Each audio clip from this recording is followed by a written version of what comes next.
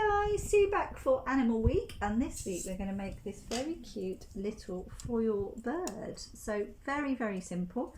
All you need is a foil tray. That could be an old takeaway tray, it could be an old pie tray, anything like that. Obviously you'll have to wash it up first.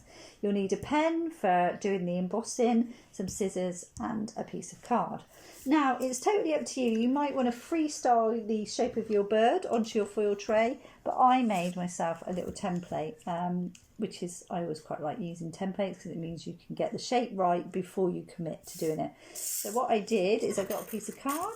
So you could use just a cereal box or anything like that. So I started a little bit of a beak, and then I went the head and then curled around up to the tail.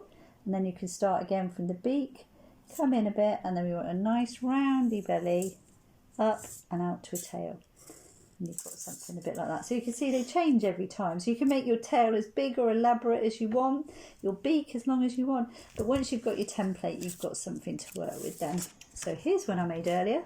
Then you take your foil tray. Now if you are doing with this for children, these edges can be a bit sharp. So I suggest you do the cutting out and then they can do the embossing. And what I did was I just drew around my template, just using a pen. So you can use the pen for the drawing round, and actually the pen you can use for making all the patterns as well. Or you can use anything like a skewer or anything, but actually a pen works perfectly fine. So we do that, cut it out, and like I say, you have to be a little bit careful. This isn't mega sharp, but some of the trays are, because it is kind of metal after all. So you can do this with old drink cans as well if you want to do this, and then you obviously get the colour of the drink can on it. I'm just going to very carefully, and it cuts really easily, but like I say, you just have to be a bit mindful if it's a little bit sharp doing that. But it is really satisfying when it comes to doing the patterns. So there we've got our little bird.